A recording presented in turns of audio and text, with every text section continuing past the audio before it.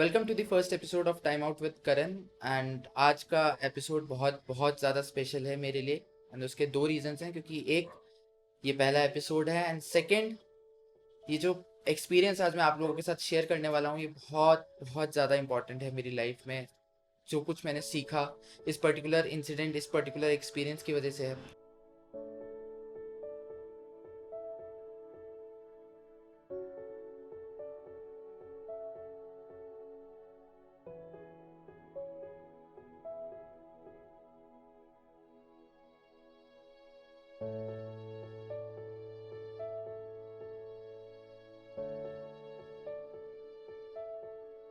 मुझे याद है सेस्तादारा हेलीपैड से रोज फ्लाइट्स जा रही थी, जो हेलीकॉप्टर्स जा रहे थे, जो सामान लेकर जा रहे थे। तो हमने सामान काफ़ी पैक किया।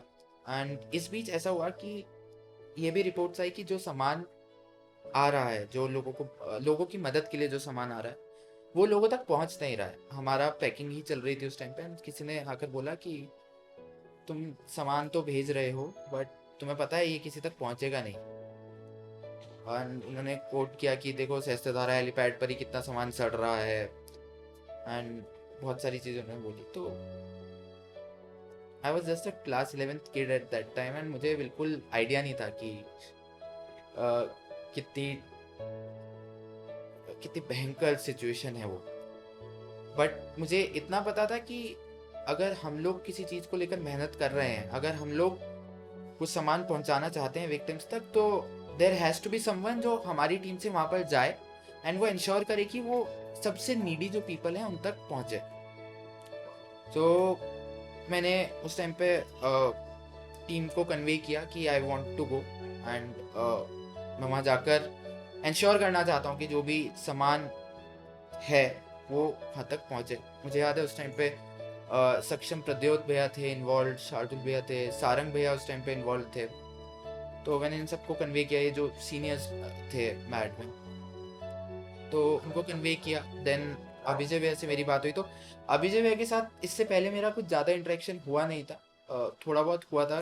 ऑफकोर्स पहली एक्टिविटी में हम मिले थे, देन उसके बाद मैराथन में हम मिले थे। बट ये सब एक महीने के अंदर हो गया था। एंड जब आई गेस ये पैकिंग चल रही थी, तब वो नैनीताल थे, अपनी इंटर्नशिप वगैरह कर रहे थे वो। तो उनसे मेरी फ़ोन पे बात हुई, तो उन्होंने मुझे एक ही चीज़ बोला कि देखो, पेरेंट्स से पहले पूछो, पेरेंट्स से बात करो, एंड उसके बाद हमें बताओ। तो शाम को पैकिंग वगैरह करके, यस 20 जून थी, 20 जून को पैकिंग करके मैं घर पहुंचा। मैंने घर पे बताया कि देखो ऐसा ऐसा है कि हुआ है, वहाँ केदारनाथ में कुछ भयंकर लोग फंसे हुए हैं, एंड जो हम सामान उनको भेज रहे हैं वो उन तक नहीं पहुँच पा रहा है। तो मैं वहाँ जाना चाहता हूँ, मैं वॉलंटियर करना चाहता हूँ। मेरे पेरेंट्स ने, मतलब ऑब्वियसली उनको कंसर्न था, बट उन्होंने कुछ डायरेक्टली ऐसे मना नहीं किया मुझे। बट उन्होंने मुझे एक चीज़ ये बोली कि तुम पहली बार जा रहे हो। ऑफ कोर्स वो मेरे लिए पहली बार था, क्योंकि मैं इससे पहले देहरादून से बाहर नहीं निकला था। एंड अकेले तो मतलब पेरेंट्स के साथ निकला था, अकेले तो बिल्कुल भी नहीं निकला था। तो उन्होंने बोला कि किसी बड़े को लेकर जाओ। तो मैंने बोला कि ठीक है। तो 20 जून को ऐसी जब हम पैकिंग कर रहे थे, तो मेरी चाचा से भी बात हो रही थी, रजत सिंगल जी भी हमारी पैकिंग में हेल्प कर रहे थे। तो उनसे मेरी बात हुई, मैंने बोला कि आप चलना चाहोगे? तो उन्होंने भी बोला कि हाँ चलते हैं। मैंने घर पे कन्वे किया, तो पापा और मम्मी ने बोला कि हाँ ठीक है चले जाओ। तो रात को ही सारी पैकिंग करी, अभिजय भैया को कन्वे किया कि हाँ मान गए हैं, वीकेंड को। हम सुबह 5 बजे अभिजय भैया के घर पहुँचे। 6 बजे के अराउंड उनकी बस आई, हमने सारा सामान उसमें लोड किया, एंड अराउंड 7:30 हम लोग देहरादून से निकल गए। हमने ऋषिकेश चंबा होते हुए टिहरी वाला रास्ता पकड़ा। एंड इस रास्ते में ही हमें समझ आने लग गया था कि जो न्यूज़ में दिखाया जा रहा है या जो हमें अभी तक बताया गया है, वो 10% है जो हुआ है। क्योंकि रास्ते में ही जब हम नरेंद्र नगर ही पहुंचे, तो वहीं पर ही सारी सड़कें टूटी हुई थी। जो लोग फेमिलियर हैं केदारनाथ की उस आपदा से, वो ये भी जानते होंगे कि वो सिर्फ केदारनाथ तक सीमित नहीं थी। Kedarnath was the worst affected area, but पूरा उत्तराखंड उससे इफेक्ट हुआ था। नरेंद्र नगर से जब हम निकले, तो 1-1.5 घंटे का वो जाम था। बीआरओ की टीम लगी हुई थी जो क्लियर कर रही थी पाथ को, एंड काफ़ी बड़ा लैंडस्लाइड था। सेकेंड इंसिडेंट जिसने हमें जिसने हमें श्योर करवा दिया कि बहुत कुछ हुआ है वहाँ पर, वो था जब हम टिहरी डैम पहुँचे। तो मैंने उससे पहले टिहरी डैम नहीं देखा, मैंने जस्ट फोटोज़ में देखा था, मैंने लोगों से सुना था कि ये पहाड़ों के बीच एक समुद्र है। एंड जैसे जैसे हम आगे बढ़ते गए एंड डैम के पास आते गए, तब हमें पता चला कि डिस्ट्रक्शन कितना ज़्यादा हुआ है, क्योंकि टिहरी डैम के पानी का रंग बदल चुका था। एंड हम क्लियर एक पार्टीशन देख सकते थे, एक तरफ नीला पानी जो एकदम साफ पानी है टिहरी डैम में, दूसरी तरफ एकदम एक ब्राउन पानी जिसमें वो पूरा मलबा है। तो अगली सुबह हम लोग गुप्तकाशी पहुंचे। गुप्तकाशी में हमें बहुत सारे ऐसे कैंप्स दिखाई दिए जहाँ पर लोग फोटोज लेकर खड़े हुए थे, जानना चाहते थे अपने परिजनों के बारे में कि उन लोगों के क्या हाल हैं। एंड हर एक आने जाने वाले बंदे से वो फोटो दिखा दिखा कर पूछ रहे थे कि आपने इनको देखा है, आपने इनको देखा है। So it was a very difficult situation. तो वहाँ जाकर तो हमें कुछ समझ ही नहीं आया कि हमें क्या करना चाहिए। तो हमने थोड़ा सा टाइम लिया, 10-15 मिनट सोचा, हमने बोला कि थोड़ा सा और आगे चलते हैं। हमने लोगों से पूछा कि आगे कितना जा सकते हैं। तो दे टोल्ड अस कि 2 किलोमीटर आगे मत्सा करके एक जगह है, मत्सा करके एक गांव है, आप वहाँ जा सकते हैं एंड वहाँ पर अपना कैंप सेटअप कर सकते हैं। क्योंकि वो बेसिकली एक बेस कैंप था जहाँ पर जितने भी लोग रेस्क्यू करके लाए जा रहे थे वो सारे मत्सा विलेज में लाए जा रहे थे एंड फिर मत्सा से हेलीकॉप्टर्स के थ्रू देहरादून उनको भेजा जा रहा था। तो हमने कहा ठीक है। हम मत्सा पहुंचे एंड हम एक हेलीपैड के पास पहुंचे। तो हमने वहाँ कुछ गांव वालों से बात करी एंड एक अंकल थे जो बहुत ही ज़्यादा हेल्पफुल थे। तो उनका लॉज था, बट अभी सिंस पूरा टूरिज्म रुक गया था तो उन्होंने बोला कि आप हमारा लॉज यूज़ कर सकते हो अपना पूरा सामान स्टोर करने के लिए, रहने रूने के लिए। एंड उन्होंने हमसे कोई चार्ज भी नहीं किया इस चीज़ को लेकर। एंड इतनी डिफिकल्ट सिचुएशन में मैं समझ सकता हूँ कि उनके लिए भी बहुत मुश्किल होगा अपना ज़िंदगी का गुजारा करना, क्योंकि उत्तराखंड में एंड पहाड़ों में लोग ज़्यादातर टूरिज्म पे डिपेंड करते हैं। जब हम गुप्तकाशी पहुँचे, मत्सा पहुँचे, तो हमने अराउंड वहाँ से 2.5 से 3 दिन वहाँ पे स्पेंड किए। एंड इस बीच हमें काफ़ी काफ़ी लोगों से मिलने का मौका मिला। हमें जो लोग वहाँ पर ऑलरेडी रहते थे, हम गांव वालों से मिले। सेकंड, उसके बाद जो रेस्क्यू ऑपरेशंस में एयरफोर्स के पायलट्स इन्वॉल्व थे, हम लोग उनसे मिलने का हमें मौका मिला, उनसे स्टोरीज जानने का मौका मिला, क्योंकि हम उनसे अपडेट्स ले रहे थे कि एक्चुअल में हो क्या रहा है। तीसरा, हमें उन विक्टिम्स से बात करने का मौका मिला ताकि हम जान सकें कि एग्जैक्टली हुआ क्या था एंड क्या अभी भी क्या सिचुएशन है वहाँ पर। सो जब हम ऐसी कुछ विक्टिम से बात कर रहे थे तो एक आंटी जी का मैं स्पेसिफिकली एक जिक्र करना चाहूँगा, क्योंकि ये स्टोरी एक ऐसी है जो मेरे साथ हमेशा ही रहेगी। तो मुझे याद है कि एक हेलीकॉप्टर लैंड हुआ था एंड हम लोग भागकर वहाँ पर पहुँचे, क्योंकि लोग हेल्प कर रहे थे लोगों की उतरने में, या उनको इमीडिएटली कोई भी हेल्प चाहिए होती थी, फर्स्ट एड या खाने से लेकर, क्योंकि बहुत लोगों ने बहुत दिनों से खाया पिया नहीं होता था तो उन तक जाते थे। तो इन आंटी को हमने हाथ देकर नीचे उतारा था हेलीकॉप्टर से। तो इनके पैर में पट्टी बंधी हुई थी। तो हमने पूछा कि क्या हुआ आपके साथ। तो उन्होंने जो चीज़ डिस्क्राइब करी वो एक ऐसी थी जो मुझे बहुत बार सोचने पे मजबूर कर देती है कि जो ह्यूमंस हैं वो कितना नीचे गिर सकते हैं। एक ऐसी सिचुएशन जिसमें एक आपदा आई है, बहुत सारे लोग मरे हैं, कुछ लोग फंसे हुए हैं, 5 से दिन से लोगों ने खाया नहीं है। ऐसी सिचुएशन में पहाड़ों में उस टाइम पर कुछ लोग बॉर्डर क्रॉस करके भारत की तरफ आ गए, इंडिया की तरफ आ गए। उन्होंने वहाँ पर लूट करना स्टार्ट कर दिया। तो जो भी लोग उनको दिख रहे थे, जो जो मरे हुए थे या जो जिंदा थे, वो उनसे ज्वेलरीज वगैरह चुरा रहे थे, या कैश जितना भी उनको मिल पा रहा था वो सब वो चुरा रहे थे।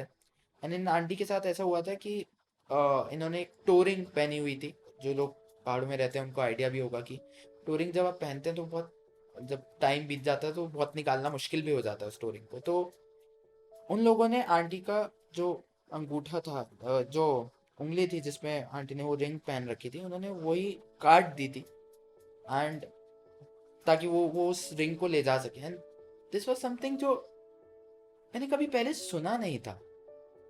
प्रॉब्ली मूवीज में कभी देखा हो, बट आप सामने किसी से मुंह से सुन रहे हो एंड एक ऐसी सिचुएशन में जब हर कोई हेल्प करना चाहता है, जब हर कोई चाहता है कि जो भी लोग अभी हैं उन तक हम पहुंच जाएं ताकि वो सही सलामत अपने घर आ सके, ऐसी सिचुएशन में ये सब चीजें हो रही थी। तो ये काफी डिसहार्टनिंग था। सेकेंड स्टोरी जो है वो एक एयरफोर्स पायलट की है। जो पूरा रेस्क्यू ऑपरेशंस में इन्वॉल्व थे। सो एक दिन हम उनसे मिलने गए, हमारी बातचीत होना स्टार्ट हो गई थी जब हम मत्सा पहुँचे। एंड क्योंकि हम लोग फ़ोन चार्ज करने के लिए भी उनकी हेल्प लेते थे, उनके रूम पर जाकर हम लोग फ़ोन चार्ज करते थे। तो एक दिन वो वापस आए, थोड़े थके हुए लग रहे थे, तो हमने उनको थोड़ा चेयर करने की कोशिश करी, हमने उनसे उनके हाल चाल पूछे। तो उन्होंने एक छोटे से पॉज के बाद बोला कि यार तुम्हें पता है कि मेरे पापा भी जब ये पूरा इंसिडेंट हुआ तो वो केदारनाथ में थे, एंड मुझे उनके बारे में भी कुछ भी नहीं पता कि वो कहाँ पर है। एंड उसके कुछ टाइम तक हम लोग इतना शौक थे कि हम कुछ नहीं बोल पाए।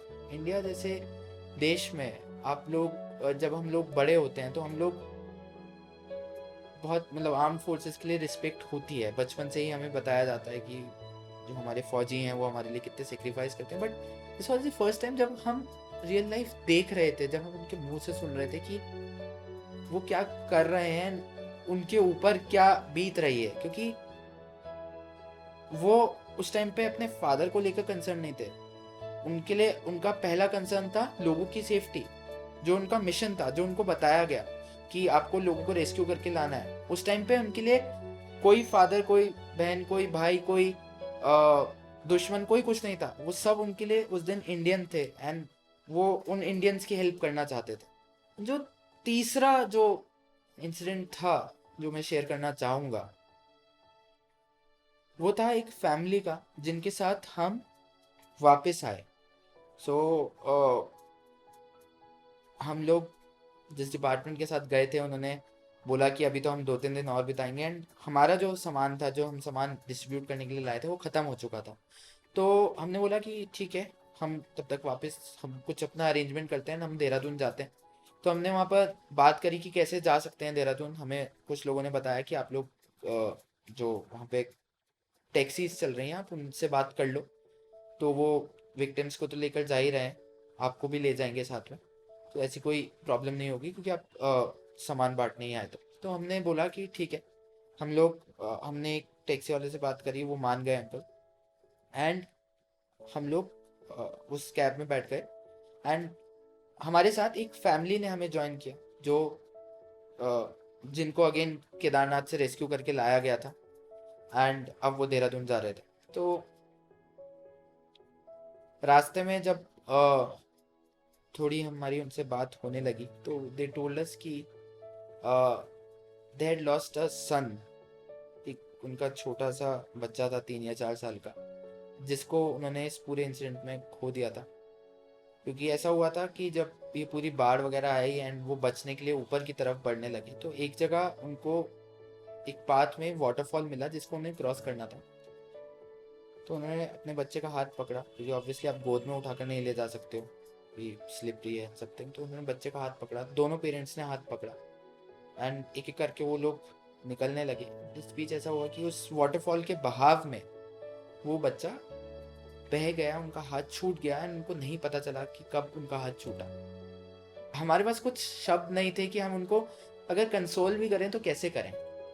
एंड साथ ही साथ हम ये देखकर भी हैरान थे कि वो इतने स्ट्रांग कैसे हैं, कि उन्होंने 3-4 दिन पहले अपना एक बच्चा खोया है, एंड वो कैसे इतने स्ट्रांग है कि वो मतलब बता भी पा रहे हैं, बात भी कर पा रहे हैं। एक्सपीरियंसेस से मैंने सीखा कि लाइफ में कुछ भी हो, आप आपको आगे तो बढ़ना ही पड़ेगा, क्योंकि ज़िंदगी तो चलेगी ही चलेगी। जब मैं मैड के थ्रू भी लोगों से इंटरेक्ट करता हूँ, अपने से छोटे बच्चों से इंटरेक्ट करता हूँ, तो देयर इज़ वन प्रॉब्लम कि वो एक चीज़ को लेकर अटक जाते हैं। किसी का ब्रेकअप हुआ तो वो वहीं अटक जाएगा, किसी की लाइफ में कुछ मिस हैपनिंग हुई तो उसी के बारे में सोचता रहेगा। हम लोग मूव ऑन नहीं कर पाते, हम लोग चीज़ों से अटैच हो जाते हैं, एंड कहीं ना कहीं हम भूल जाते हैं कि इस वर्ल्ड में सब कुछ टेम्परेरी है। अटैचमेंट होना ज़रूरी है, बट आपको मूव ऑन करना भी आना चाहिए। तो आज के एपिसोड में मेरा मकसद ये था कि मैं जो मेरी 3 इम्पॉर्टेंट लर्निंग्स लाइफ की रही इस पूरे एक्सपीरियंस से, वो मैं आप लोगों तक पहुंचा सकूं। ये 3 लर्निंग्स, द 3 A's, जो मैं लोगों को भी बताता हूँ कि जो मेरी लाइफ में जिन्होंने बहुत हेल्प करी है। कुछ भी सिचुएशन आती है, मैं इन इंसिडेंट्स के बारे में सोचता हूँ, इन 3 वर्ड्स के बारे में सोचता हूँ, and I am confident enough कि अगर मेरी लाइफ में कोई भी सिचुएशन आती है तो मैं उसके थ्रू जा सकता हूँ, क्योंकि ये 3 चीज़ें मैंने सीखी: एक्सेप्ट, अडेप्ट, एडवांस, और to simply put, move on. ये 3 चीज़ें हैं जो मेरे हिसाब से हम सबको सीखनी चाहिए, हम सबको फॉलो करनी चाहिए। हमें सिचुएशन को एक्सेप्ट करना आना चाहिए, चाहे वो कैसी भी सिचुएशन हो, चाहे उस सिचुएशन में आप गलत ही क्यों ना हो। अगर आप गलत भी हो तो एक्सेप्ट करो, क्योंकि जब तक आप एक्सेप्ट नहीं करोगे आप उस सिचुएशन को सही नहीं कर सकते, एंड उस सिचुएशन को सही नहीं करोगे तो आगे भी कुछ सही नहीं होगा। Second is adapt. आप उस सिचुएशन पे अडेप्ट करो। आपने गलती करी, कोई बात, आप सीखे उस चीज़ से। अब उस गलती को कैसे सुधारना है, आपके आसपास क्या सराउंडिंग्स है, क्या एनवायरनमेंट हो रखा है, आप उस चीज़ पे अडेप्ट करो, तभी आप लोग आगे बढ़ पाओगे।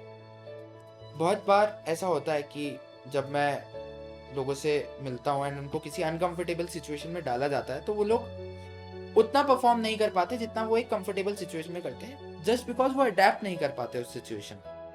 And to be very frank, life आपको हमेशा अनकंफर्टेबल सिचुएशंस में डालेगी, एंड अगर आप अडेप्ट नहीं कर पाओगे तो आप सक्सीड नहीं कर पाओगे। तीसरी एंड इंपॉर्टेंट चीज, जैसे मैंने पहले भी बोला, is to advance, is to move on.